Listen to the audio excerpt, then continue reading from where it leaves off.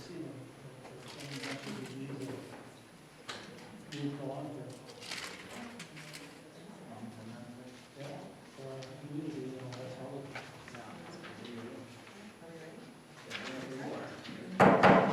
I'd like to call this regular meeting of the Ely City Council to order. Could we please rise for the pledge?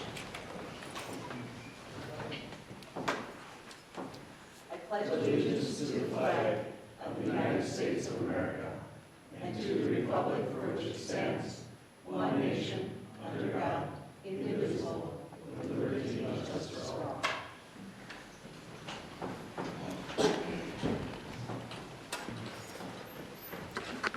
Welcome everyone to our first council meeting of 2024. I hope all of you had a restful and relaxing holiday break. The Omerza family was busy, and everyone's almost back to their regular houses and college dorms, but not quite. So it was a fun and almost relaxing time, but it was good to see family and friends, that is for sure. So with that, it is January 2nd, 2024, and Casey, could you please call the roll? Sure. Councilmember Al Forsman? Here. Paul Cass? Here. Joe Cabells? Here. Ryan Callen? Here. Angela Campbell? Here. Adam Bisbee? Here. And Mayor Omerza. I am here. We have a full council this meeting. It is great to see everyone here. With that, I need an approval from our minutes from the December 19th, 2023 regular council meeting. Moved by Jerome, supported by Adam. All those, any changes to the minutes? Changes or corrections? All right, all those in favor? Aye. Opposed? Minutes have passed. We do have 3 additions to the agenda. We need a motion, or does anybody have any other things to add, I guess, as well? Motion by Al. Accept A through C. Support. Support by Angela. Any discussion? All those in favor? Aye. Opposed? We now have an agenda this evening. In your packet, under Mayor's Report, we have on page 7, Council Committee Representation. It is all of what we, as council members, the boards, committees, and commissions, and different various things that we represent as a city. Please talk to the clerk's office one way or the other if you want to continue to represent the city on those boards, committees, commissions, and the coalition and such, Highway 169 Task Force, all those various different entities. And in our next at our next council meeting, we will go ahead and take a look and vote on them. Does that sound good? All right. So be sure and get a hold of them. All right. Any questions about that before we move ahead? Go ahead, Brian. I just wanted to add that the tree board was... Right, Adam, I'm sorry. That's okay. It's our first day back as well. I'm a little tired. Adam, yes. Yes. The tree board does not appear on the list, so I just wanted to make a note of that. All right, we will.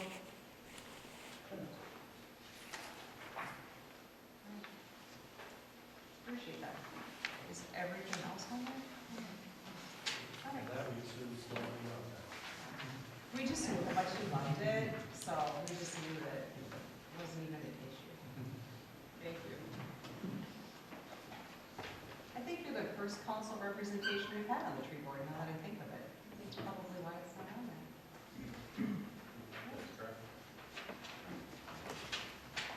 There you go. All right, moving on. If you have been within the boundaries of the school or the school auditorium, you will know that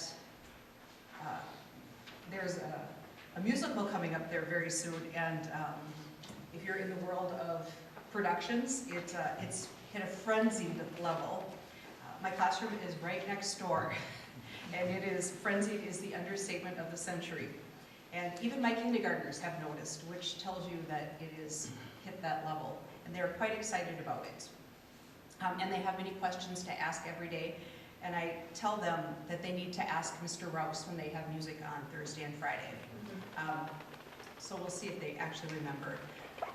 However, with that, I have a proclamation to make having to do with the musical Frozen, which I think is kind of cool. Whereas, Ely has been chosen to present Disney's Frozen, a Broadway musical based on a unique artistic vision of Frozen and demonstrated commitment to outreach in our school and local community.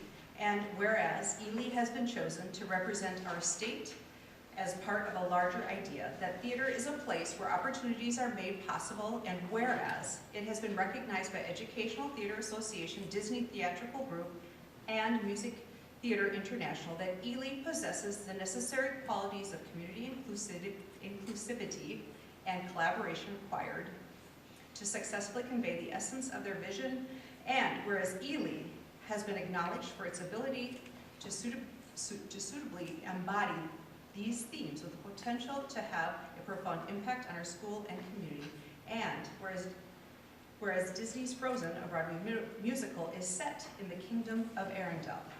Now, therefore, I, Heidi Omerza, Mayor of City of Ely, Minnesota, do hereby proclaim that from January 19th, 2024 to January 21st, 2024, our city will be known as Arendelle as we complete our year of Frozen. And hopefully, the year of Frozen will actually end with snow.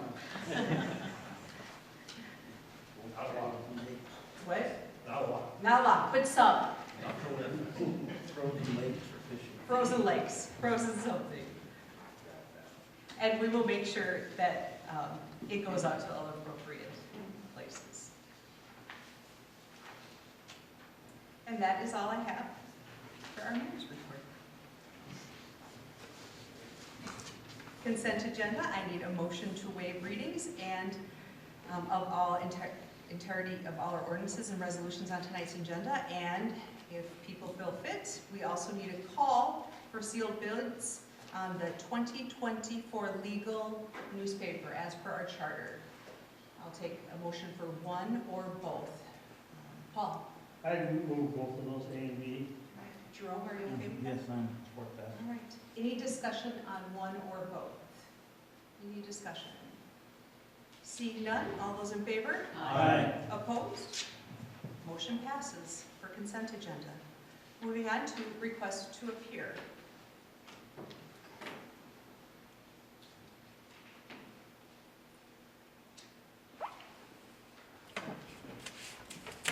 I'm sorry, I was thinking there was someone else.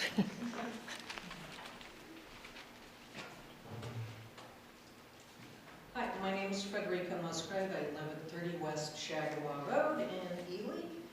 And before I talk about physical responsibility and accountability, wanted to mention two things. Number one, I don't know if you understand me totally or not, and that's okay. I don't always understand myself. But when I speak here in terms of commissions and philosophical things, I take a different role, just as I do as a teacher. And the idea is to get you to think, to question. I'm not always right. When I taught, my goal was not to indoctrinate students in certain viewpoints, philosophies, politics, what have you. And my goal was to have them think and be productive citizens, to support the parents and a few other things. And as I have been looking over the meetings and recording them and analyzing myself, I think about when I taught students how to pass the Minnesota comprehensive exams when they first came out, and I'm not going to discuss the exams themselves because that gets people all upset. But basically, I had students come up to me and I taught ESL kids, kids learning English plus regular students, and held workshops for math, reading, and writing.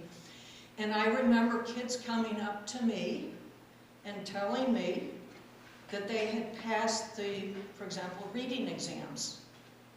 And they told me, Miss Musgrave, I can't read. You taught me how to cheat to pass the exam. And this last week, I finally could deal with that, because what I did is I taught them to think while they're reading. Not just reading, but to think.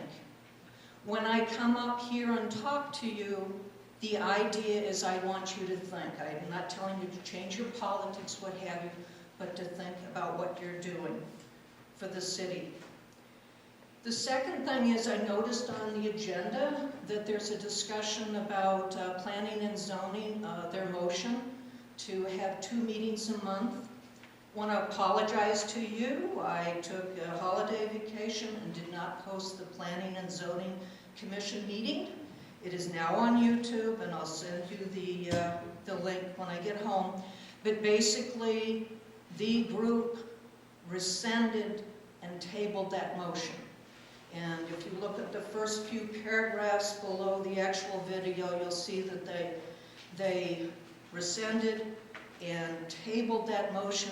And the main reason was that the commissioners serve on other commissions, including the Planning and Zoning Administrator. He has other obligations. And basically, they couldn't attend all those meetings for planning and zoning. So anyway, just so you know, but back to this here on fiscal responsibility. When I was in high school, I first discovered how that was something really, really important to me in government spending. I won't go in a long spiel about that, but basically, I really get concerned about how government spends money. We all make mistakes. We can't question everything. I know that. We're all human. And I do appreciate, forgot to say, I do appreciate the time you spend and the energy and your heart that you put into your work and serving the citizens. Sorry, I didn't mention that first. Anyway, in terms of fiscal responsibility, I worked for the government and I worked in for a very large school district, and did notice that people didn't pay attention to the money because it wasn't theirs. And they thought it was just free money from grants, state and federal government. And I saw a lot of waste, especially when there's construction going on and buildings being built and other projects. What I would like you to do is to think about some of the motions that come up and some of the expenditures that you kind of don't question and rubber stamp. Same thing with the commissions. I want to thank you as I've attended the study sessions and sat here and listening. I really appreciate pretty much each and every one of you questioning how you're spending money, just so you know, okay? I see that. Whether I agree with you or not, usually I agree with you, but basically that to me is what you're here to represent the citizens and hold everyone accountable, especially when they're spending money. I've gotten a lot of emails and people talking to me, strangers telling me how the city wastes money on this and that and whatnot. That's not my job. We got newspapers here to do that. Please contact them. But I do want to bring something up that bothers me, because I saw that again and again in the schools, that a whole bunch of technology was purchased that wasn't properly used, that the money could be spent for something else. Okay? And I'm not trying to attack one particular commission, what have you. This just reminds me of when I was teaching. I don't know how much that TV screen costs. I don't know what the purpose was. I don't know if any money was, if there were bids sent out or whatnot, but I don't know if that should be the priority of the city to have that installed. That's just my question. I don't know when you voted for that, but to me, no one questioned that as to its purpose and whether or not that money could be spent elsewhere. Okay, and again, you can disagree with me, but As a teacher, I won't go into how much money was misspent on technology. Back to accountability. I'm not certain who's accountable to whom. If all of you think you are accountable to the citizens only when it comes to elections, or if it's every day or every time you go to a city function. And again, I really appreciate when you question how money is being spent and a few other things like ordinances. I really appreciate that. But I really don't know, and again, I talked previously about commissions, I really don't know how or whom you feel accountable when you appoint people to the commissions. I'm not saying they're good or bad, what have you. I have really enjoyed recording the meetings. I can't record them all, and please look at them to see what I'm talking about, to understand where I'm coming from. And I don't know if I'm allowed to say which commission or not, and what have you, but on one of the commissions it becomes very obvious to me that people have personal agendas, Miners Lake, and the topics on those meetings tend to focus on Miners Lake and some individuals who really want that campground development. To me, that seems that's a personal agenda, not an agenda for the city. So I don't know who's accountable for that person or persons pushing Miners Lake. On the Planning and Zoning Commission, you can see that I've recorded, I think, 3 of them.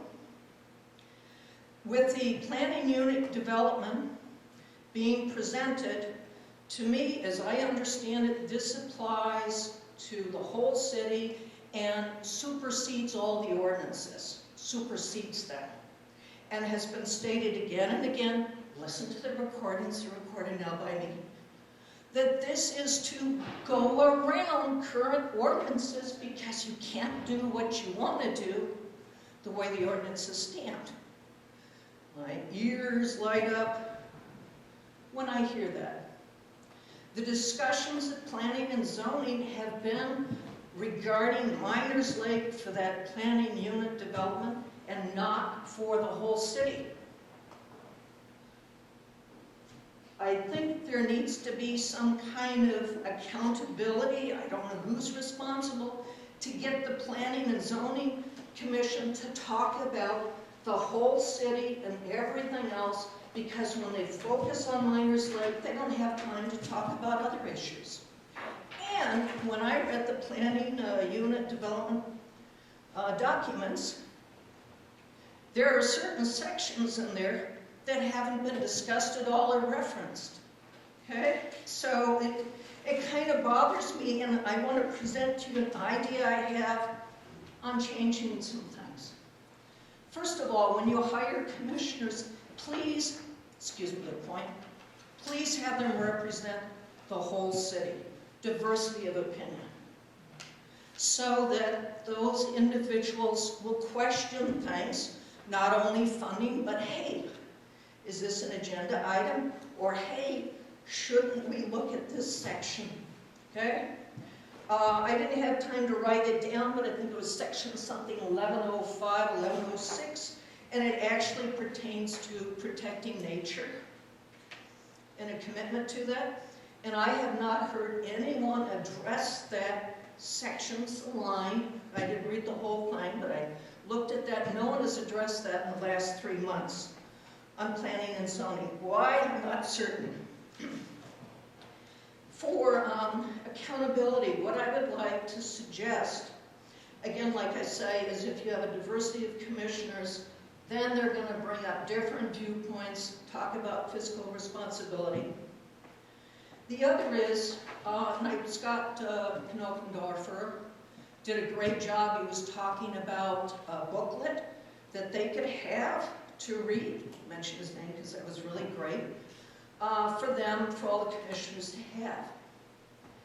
One of the things I know as a teacher, being trained in different types of jobs and everything, is you don't just hand a book or documents like that planning unit development, and then some other items, and you just don't hand it to people and expect them to read it. Teachers don't do that. Attend a meeting at the beginning of the school year, get a booklet, whole new change. I know. They don't always read it and don't follow it. Somehow, and I think that was mentioned in the meetings, is that they do have study sessions, but the study sessions then should be on the documents the city presents to talk about the whole city, not personal agenda items. The other thing, to help make people accountable, and again, I don't know who's in charge of the commissioners and commissions, actually in charge to monitor and move them along to represent the city. But you know, it really would help, and I've mentioned this before, that they get the documents ahead of time. Please look at the videos. They haven't seen the documents, and they're supposed to be discussing ordinances, changes that will impact all of us, including, in the case of planning and zoning, they're going to be on the board of assessment and make decisions that we can't do anything about, and you can't do anything about, unless the property owner appeals. Very, very powerful. So again, there are ways to help hold people accountable, and I think those commissioners would be, and I don't want to say they're not trying to be accountable, but more accountable if they had the information to study and maybe even brought it with them to the next meeting, because in one meeting, 20 pages of planning unit development plan would have it. They don't bring it to the next meeting, so they don't refer back to it.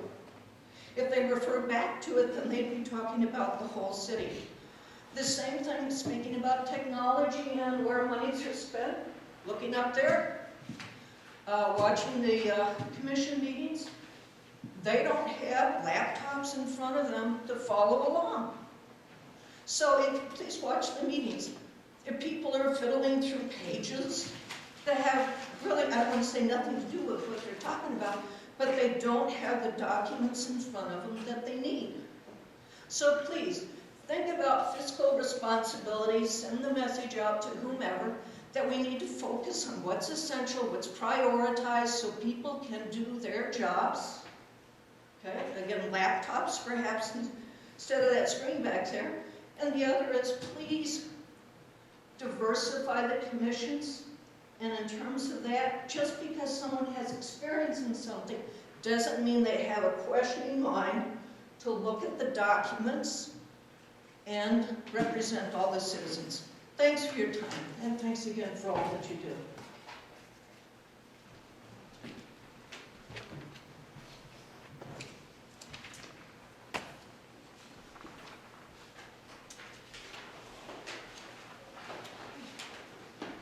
Moving on. I think it's important to remember, I'd just like to make a quick comment on that there's two sides. There's actually many sides to every situation, and the city of Ely is very fiscally responsible. We have department heads, we have a budget committee, and most everything that we have that we seem to rubber stamp in our budget is things that we have already decided what we're spending it on. So to say that when we're up here just rubber stamping it, it has gone through a long and arduous process before we just say we pass it through. Many of us have signed off on it already, and it's already been determined. In fact, many things that we are going to pass right on through in 2024 has already been determined what we spent, what we're going to be spending our money on in 2023. The budget is set. We know what we're spending our money on. We know. We've gone through it. We are very careful how we spend our money on. We are a very lean city. For us to each have a laptop, for committees and boards and commissions to have laptops, is completely fiscally almost impossible for a city of our size. I understand what you're saying. I get what's going on. And for a city of our size to do some of the things that are suggested, I'm not sure it's even possible. We do the best we can with the applicants that we have. Many of us go out on our own and encourage people to move forward, to encourage them, to coach them up, to be on boards, committees, and commissions. but it's up to individual members of our area, not just the city of Ely, but our area, to apply. We can't make people apply. And then it's up to the 7 of us to actually decide who's on the boards, committees, and commissions. We do the best we can with the information that we get from the actual individual applications. And it goes from there. That's the best that we can do as a council, that we can do as the city of Ely. And I think all in all, with what we've gotten, with our small city, we've done a pretty gosh darn good job. Is it the greatest? No, but it's democracy. It's what we do. And it's a messy process, but it's the process that we have. And I'm proud of what we've done so far. Go ahead. And another thing, you know, people don't understand that we as counselors, we are, every year, we gotta sign a form saying we are, you know, we can't do just certain things. We can't go and accept $1,000 gift from somebody and anything else. We have that, anybody can't do that. We have to be accountable to the people legally. And if we start doing that kind of stuff, we get in big trouble. But we don't, because we sign a piece of paper saying we follow the city's rules and regulations, and that's how we do it. All right, moving on. Park and Rec, what do you got for us? You'll find the minutes on page 9 of the packet. Something of interest, the North Country Trail. I know. It's going to be very exciting. So there's a lot of great information about that that was passed along to Parks and Rec. One of those points of interest would be in 2018, it actually took an act of Congress to reroute the trail through Ely. So that's something to be very proud of. In the future here, we don't have an exact timeline, but an MOU, which is a Memorandum of Understanding, will be passed along to the city. And basically what that is a directive on what we need to do in order to be in compliance to be considered a trail city. A trail town. And that would allow us to appear on their website, the North Country Trail Association website. And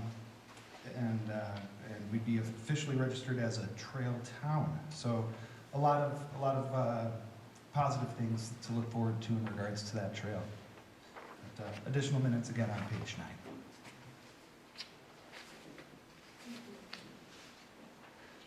All right, moving on to Al's portion of the meeting. You see? Sure.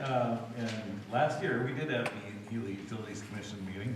There was a recommendation from the EUC Customer Relations Committee to move forward with reimbursing the customer for their original $2,500 water and sewer availability charge by direct payment for a leaking curb stop. And that's a motion. Is there support? Support by Paul. Discussion. This is a one-time deal, is my understanding. Yes. All right. All those in favor? Aye. Opposed? Motion passes. We have a recommendation from the EUC to move forward with purchasing the $14,793.13 replacement unit if the VFD repair by Milky Electric does not work. That's a motion. Is there support? Support by Adam. Any discussion? Harold. Just to touch on that a bit, variable frequency drive, we have one on our high lift pump that provides drinking water from the reservoir to the water tower. Has failed. We believe it's just a circuit board on the panel for about $587. We purchased that. It actually showed up today. So if that does not work, the next step is we gotta replace the VFD. So. Any other discussion? All those in favor? Aye. Opposed? Motion passes. We have a recommendation from the UC to approve the $387,607.86 payment of the UC November bills. That's a motion. Is there support? Support by Jerome. Any discussion? Seeing none, all those in favor? Aye. Opposed? Motion passes. We have a recommendation from the EUC to move forward with the recommended 2024 EUC budget, and that is a motion. Is there support? Support by Angela. Any discussion? All those in favor? Aye. Opposed? Motion passes. We've already fully passed this budget, but Mayor, I just Go want ahead, to comment that I appreciate the hard work that the EUC does to prepare that budget and keep costs under control. at our budget committee, we do have an EUC member. Go ahead. And we have a recommendation from the EUC to pay Amtech $1,064 for the air compressor troubleshooting and repair at the water treatment plant. That is a motion. Is there support? Support by Jerome. Any discussion? Any discussion? All those in favor? Aye. Opposed? Motion passes. We have a recommendation from the EUC to pay AD2S $18,999.44 for the wastewater treatment facility improvements project and $1,675.50 for the water treatment plant improvements project. That's a motion. Is there support? Support by Ryan. Any discussion? Any discussion? All those in favor? Aye. Opposed? Motion passes. And we have a recommendation from the EUC to pay Mick Schuster $500 for A operator services. That's a motion. Is there support? Support. Support by Angela. Any discussion? Any discussion? Seeing none. All those in favor? Aye. Opposed? Motion passes. Thank you. Moving on to planning and zoning. Angela.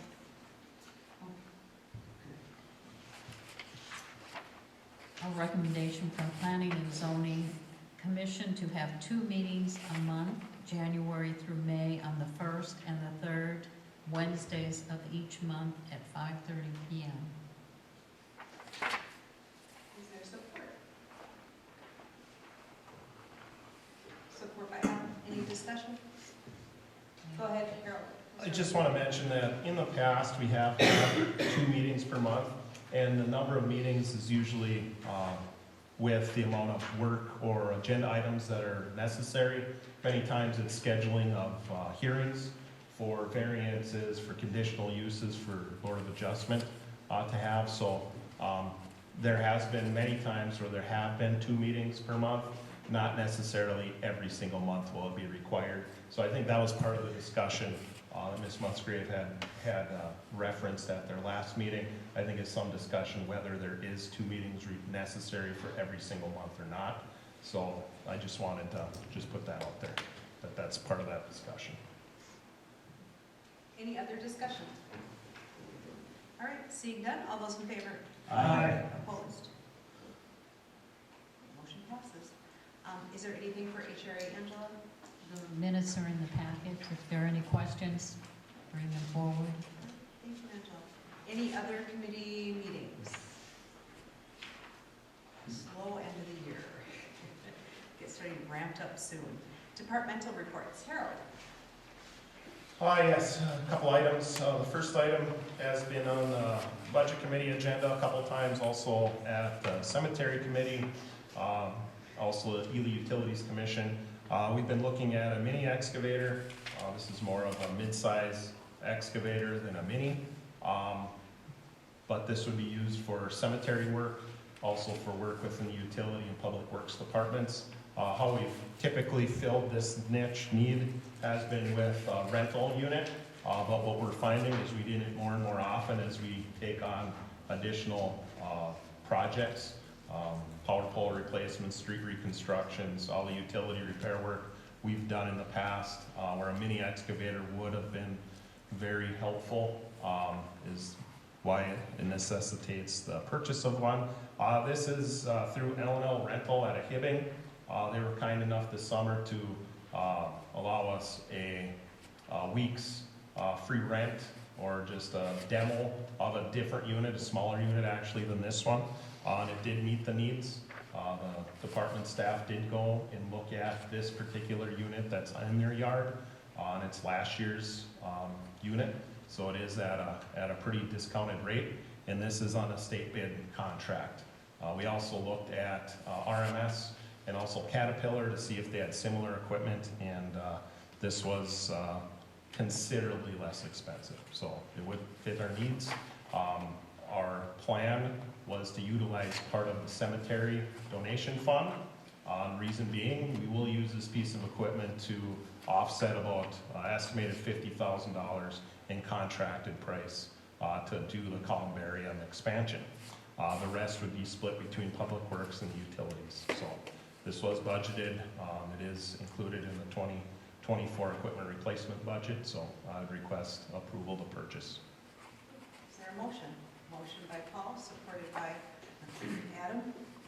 Any discussion? Go ahead, Paul. Harold, have we received any confirmation from the corporate trust that the funds will be available? I did ask 2 of the trust members, and they did not see an issue with.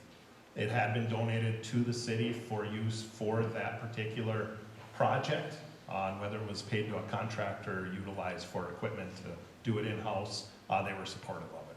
So, Go ahead. I'm sure they're supportive. I spoke to another member who didn't think that they were able to do it at this time because of the restrictions on the trust spending, but I'm in favor of the purchase. the money we currently have in the fund is from previous donations for this particular project. Okay.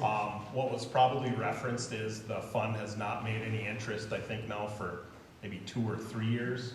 As we all know, the market's been pretty soft, to say the least, for the last couple of years. So that's I believe what was referenced. So Okay, so this is other monies in the fund. this was money that was previously donated for the columbarium. Great. Any other discussion? Go ahead.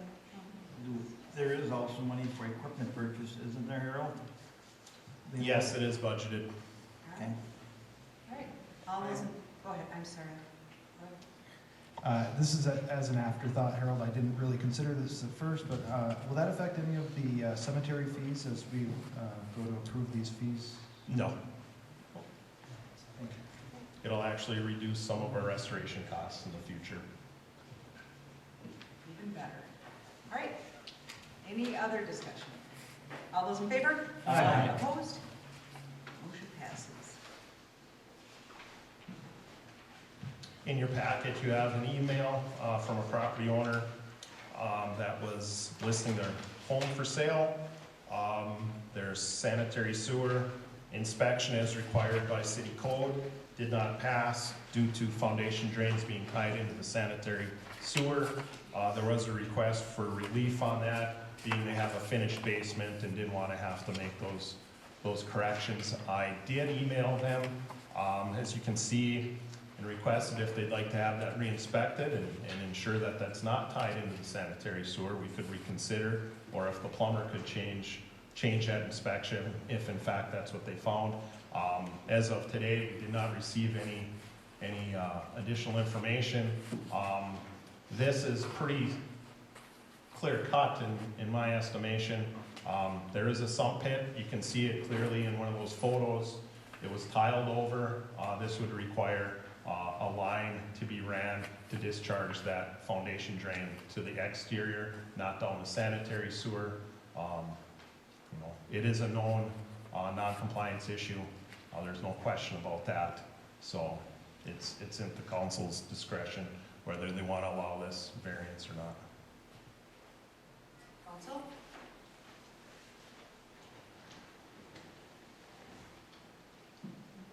Al? I will comment on it. I guess with a little question. There was a video, they submit the video and that's reviewed through the clerk's office at the time it was done. And this was over a year ago, right? Correct, and I did speak to the contractor that did the inspection just to verify what was there, and they did verify that it did require a sump pit, a sump pump. So that was confirmed. I believe the pipe was good, but it needed a sump pump, which we are finding on a fair number of these. I think just in the last week, we've had 3 that require a sump pump, similar to this situation. Point out the whole intent of the sewer inspection requirement, and that was to stop the infiltration into the wastewater treatment facility, which can overrun our water treatment plant during a rain event. So if you have a significant rain, we end up getting flows larger than the facility can handle. And the solution was to slowly correct that problem as these properties were sold. It's tough to get in there and say, look, you got a problem. We know in this community that there are buildings that are non-compliant with plumbing code. And so this was our solution to make this corrected, and I think that we need to stick with this solution and hold them to the correction. I find it interesting that the inspection was done 15 months ago, and we're now worried that they're being they have less than a month to get the correction made. It's like they should have known at the time of the inspection that they had an issue here. Paul, did you have something? No, what is that? Any, go ahead, Jerome. No, correct me if I'm wrong, but the sump pump has to be purchased by the homeowner, correct? In our point of sale sewer ordinance, it requires at the point of sale that it be corrected. If it isn't corrected, the cost of that repair needs to be escrowed and the repair made within a year. So whether the current owner pays for it or the purchaser pays for it, that's all taken care of at the time of purchase, and it's escrowed if not repaired before close. Anything else? Do you need anything else from us? Do you need a motion or? I would say if you're denying it or if you're approving it, I'd like a motion Okay. so I can relay that to the owner. Council? Al? I would move to deny the request for waiver on this inspection requirement. Is there support? Support by Adam. Any further discussion? Seeing none, all those in favor? Aye. Opposed? Motion passes. All right. Fire chief. Dave. Good evening and Happy New Year. Since the last time we met, Ely Fire has responded to 11 medical calls and one fire call. That fire call was actually on New Year's Eve. It was an automatic fire alarm at Sibley Manor that was caused by some cooking difficulties. And we did ventilate the building a little bit and also reset the automatic fire alarm system. But I wanted to comment that people left Sibley Manor, which was great when a fire alarm goes off to get out of the building.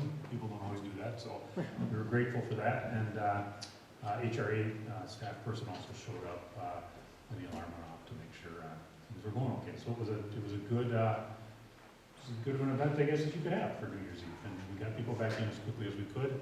And it wasn't really cold out, so those were good things, I guess. Yesterday I wrapped up the fourth quarter payroll, and that also wraps up the year for us, of course. So for your next meeting, I'll have a summary from fourth quarter, and I'll also have a 2023 summary prepared for you. I will say we saw an increase, pretty dramatic increase in the number of responses this year, both fire, but in particular in medical calls, which I think is consistent with what you've been hearing from me twice a month for the past several months. So you'll get to see that and some comparison to how the response looked in past years as well. So I think that's all I have unless there's questions. Go ahead, Jerome. Okay, thank you. Now, how many meetings does a person have to miss before they are probably excluded from the fire department? So this year, that number used to be, a member had to make 12 meetings out of the 24 in a year. You might recall at the beginning of this year, the fire department voted to increase that to 16. So of the 24 meeting and training nights a year, members are expected to make 16 of those meetings in a year. Thank you. So when it comes to medical calls, on average, do you go to all medical calls? Is there a certain level you go to, or does it just depend on? I'm just curious what the threshold is. You talking about me personally or the Ely Fire Department? Well, whatever. You're driving by, that fire department. So the fire, we have 8 first responders on the fire department right now. So generally the firefighters who aren't first responders would not respond to medical calls unless they were paged out to do so. In the case of lift assist sometimes, or if we have multiple calls, or sometimes the calls can be more complicated and we need additional personnel there. So there is no set number that first responders have to respond to, but I would tell you it's extremely rare that at least one first responder doesn't show up for a medical call. In most cases, there's multiple first responders that show up for those calls. But we don't track that response rate the way we do. Let me say it differently. We track the response rate, but we don't require a certain response rate of first responders the way we do for firefighters. Any other questions? Thank you. Library Director, Rachel. Well, we have all sorts of great new programs coming up for our new year. Since it is a new month, we have a new Spice for Spice Club. We're doing time because we all want more time in the new year, right? And then for our craft take and make for January, we're doing glitter icicles. We also have lots of programs coming up on Thursday, January 4th. We'll start a Mark Twain Kahoot at 3 p.m. This is one of the ones of the online trivia games. You will need to sign up in advance, and you will have until Tuesday the 9th at 8 a.m. to show your knowledge of all things Samuel Clemens. On January 5th at 1 p.m., we will be having a new program series that will be starting. We're calling it Curiosity Cohort. This is going to be a program series for adults in the afternoon. It will be at 1 p.m. And I promised last year that I would do a sewable circuits course for adults after I'd done the one for kids. And so this is be your chance to learn how to make things that light up using conductive thread. And every month will be a different topic, so stay tuned to what the next month will be. And then Monday, January 8th at 3 p.m., the Friends of the Library Book Club will be discussing Horse by Geraldine Brooks. On Wednesday, January 10th from 4 to 6 p.m., due to the popularity last year, we'll be having another jigsaw puzzle swap. Please come prepared to take as many jigsaws as you bring. We don't care if you take somebody else's or you take your own back home again, but please do not leave them at the library. We really don't have anything to do with them there. On Thursday, January 11th, we're not going to July yet. January 11th at 1 p.m., Tricia will be doing a Get Crafty at 1 p.m. doing do-it-yourself heating pads. So if you have like the little neck things that you put in the microwave and warm up to make all your tension go away, she will show you how to make those. On Friday, January 12th, running through Wednesday, January 17th, we'll be having an Owl Diaries Kahoot. So if you've got kids who have read the Owl Diaries, that is a trivia contest for them. And we will be closed on Monday, January 15th for Martin Luther King Jr. Day. Also coming up, this is not really a library program, but we are hosting, if people are having problems buying their Frozen tickets online, someone from Association with Frozen, not the library staff, will be there at the library to help you make those purchases online on Wednesday, the 3rd from noon until 2, and again on Friday, the 12th from 4 to 6. So I've heard that it's a tricky way to buy those tickets, and yeah, if you need some help walking your way through it, Jessie told me she tried to do it online and it took her 7 tries before she got tickets. So I guess it's a little bit more in depth than sometimes it usually is. So those are times you can stop by and somebody from Frozen will be there to help you out. Thank you. Any questions for Rachel?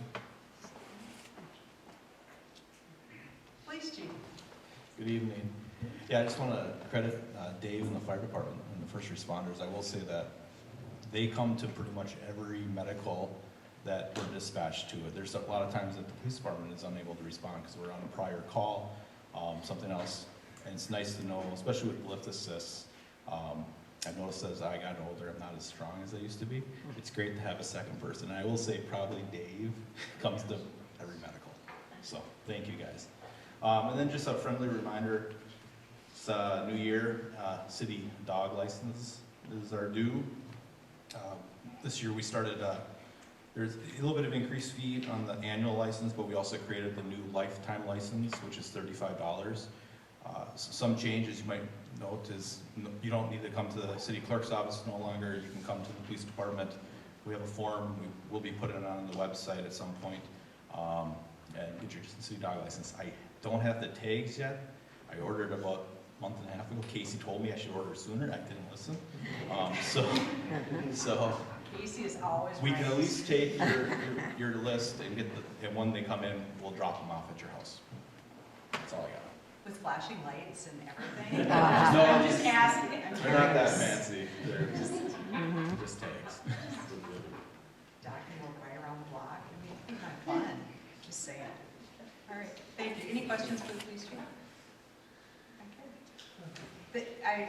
Our cats went in for all their appointments, and they seem to know what's going on at the vet clinic, so, at least with cats. So it's kind of new. All right. I know you all needed to know that. They got their rabies shots. They're all up to date again. I know you're all relieved to hear that. City attorney. All right, we just have one item.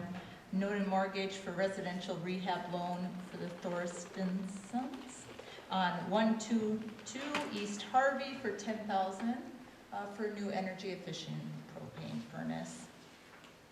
All right, I need a motion. Moved by Al, supported by Jerome. Any discussion? Go ahead. I've received some questions on where somebody can find the application for these loans, and I wasn't myself able to find them on the city website. Could you provide some guidance? Our city loan programs on the website. Is it on there? The EDA or something, it's under the city room. I can show you after. I do recall it being on the website. Of course, they can call Casey or email her. She'd be happy to send you an application or send anybody interested in an application. It's a pretty painless process once you send the application in. Jerome, do you have a question? Yes, how are we doing with money available for the citizens of Ely? Are we doing okay? We will let you know if we're out of money. Fabulous. All right. Yeah, people are paying their loans back. That's what funds this. Okay. Revolving loans. All right, all those in favor? Aye. Opposed? Motion passes. All right. Moving on to communications, we have a correspondence from the St. Louis County Fair.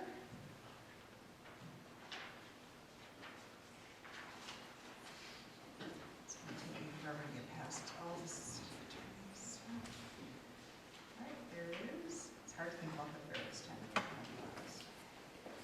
Go ahead, Eric. We haven't typically donated or funded to the St. Louis County Fair, but we always let the counselors know if they'd like to individually. We can certainly do it that way. So, Very good. All right, moving on to claims for payment. CD and EUC claims for January 2nd, 2024 for $91,814.07. I need a motion. Moved by Angela, supported by Ryan. Any discussion? Any questions?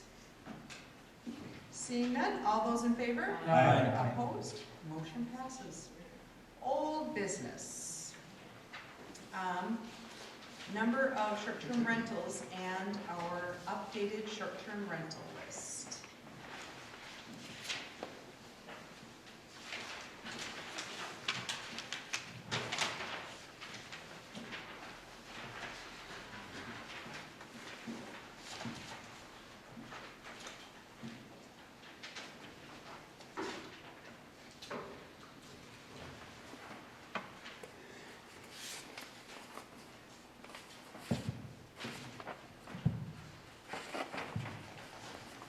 All right. Did you want to get us started? Oh, go ahead. Sure. I'll let This you- is information then that furthers our discussion of the ordinance.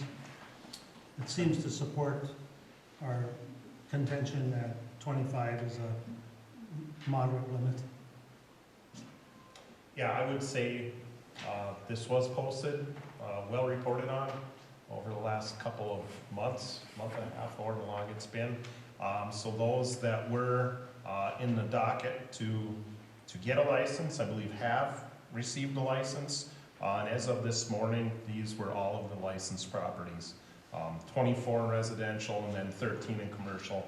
And as you all know, commercial has an unlimited number. So the number is set by resolution by the council, which makes it, gives the council the ability to change that over time as things change.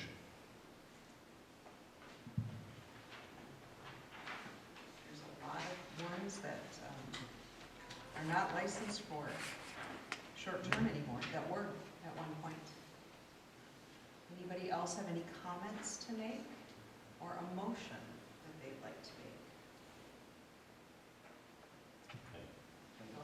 Oh, I'm sorry, go ahead. Yeah, I'd like to make the motion that we move forward with the updated resolution authorizing the number of short-term rentals to 20. 25 permanent. The too many big papers in my agenda. There we go, I'm good now.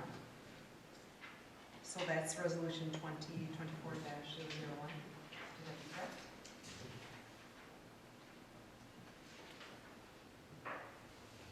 Yes? Yes. All right. Is there support? Support by Jerome. Any further discussion? Any further discussion? So, once we move forward with this, great, it'll, there is one spare one, is that my understanding? Okay. Call the roll, please, Casey. Councilmember Al Forsman, Yes. Paul Kess, Yes. Jerome DeBellis, Yes. Brian Callen, Yes. Angela Campbell, Yes. Adam Bisbee, Yes. and Mayor Merza. Yes. Resolution passes unanimously, thank you. All right, moving on to new business. Approved 2024 official city depositories, Friends and Bank and Trust, Highland Bank, and 4M Fund. I need a motion. Moved by Paul, supported by Angela. Any discussion? I will be abstaining as Tom, my husband, works for Friends and Bank and Trust. All those in favor? Aye. Opposed? One abstention. All right, resolution 2024-002, resolution adopting the City of Ely fee schedule. I need a motion. Motion by Jerome, supported by Al. Discussion. Go ahead. Are there any changes in here of note? Carol, that you're aware All of? the same. Any changes? Carol? Yeah, I believe they're all the same. We did make some adjustments, like on equipment operator fees last year. So right now, we do not have any changes.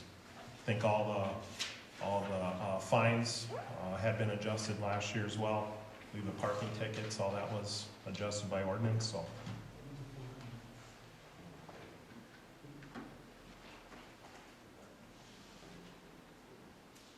I think now in the fee schedule, actually, the cannabinoid CBD, those fees are now in the actual chart of schedule of fees, so that was an addition.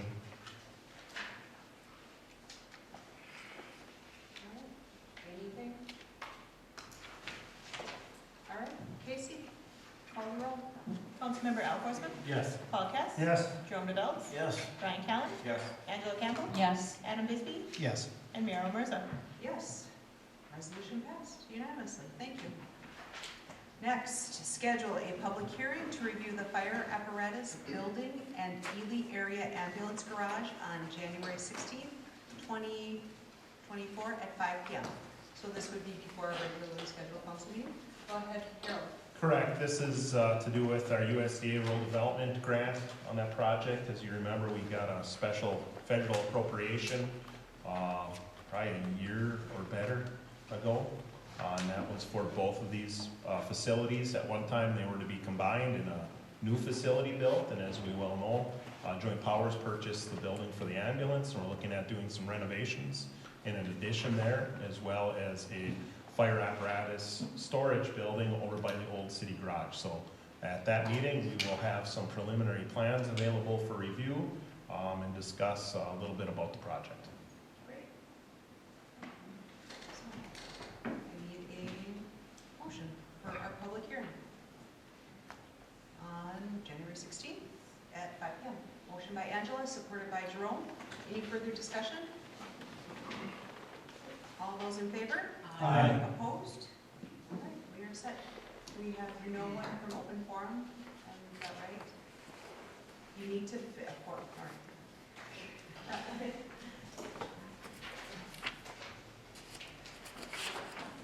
Oh.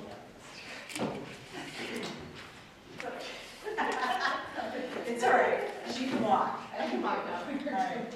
That's a month ago, All right. All right, go ahead. Jason, come on up. You have 3 minutes. 3 minutes. Yep, 3 minutes. Thank you very much. You're welcome.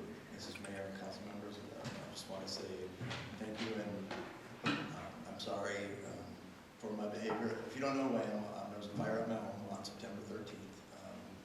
I have several felony charges from that day and that incident. And I would like Can to you say, state your name and your address? yes, ma'am. Excuse me. My name is Jason Keith Gilson, 45 East Boundary Street. To continue, Yeah. I just wanted to apologize for some of the ways I had conducted myself in Ely. I'd like to start by saying that. Just so there's some clarity, I have recently my stepfather had received a couple calls from Mr. Tom Mirza at the bank inquiring where things stood, and he had made my stepfather aware, and I talked to Mr. Omerz and myself, that there was supposedly a meeting this upcoming Thursday having to do with my home. I have tried to contact, I left a message for Mrs. Kloon, who I believe is the city attorney. I've talked to Mr. Doug Whitney on 3 different occasions. And then Mr. Omerz had informed me that he had heard about this meeting from Mr. Dave Huberty, but he was unwilling to share the email string, is the way he put it with me. So, but I have taught, each time that I talked to Mr. Whitney, he said he has, him or Mr. Huberty have no aware, they're not aware of any meeting that's going to be happening. And I just, when I talked to Mr. Omerz, or my stepfather, there was, phrases like refusal, uncooperative, things like this have been used in how I'm supposedly conducting myself at the home. And I want to make very clear to the council that I am cooperative. I'm being charged with arson for the fire at my home. My attorney has advised me that we are looking for a fire expert to come in and take a second look to help protect my freedom, essentially. So anyway, my lawyer has written a letter to the city just stating that we do not want the area disturbed. And other than that, I've spoken with Mr. Whitney, and I'm more than happy to be cooperative. I'm just following the advice given by my lawyer, and I just wanted to make that clear to everybody that I'm very apologetic for what has happened, already happened in the past. And I'm more than happy to cooperate, when the time is right. Somewhat concerning to me, I don't fully understand it. Mr. Omerz had said that he has filed a claim with the insurance company, and that he is expecting that the insurance company will pay the bank my mortgage, and then the insurance company, I would then owe them the money.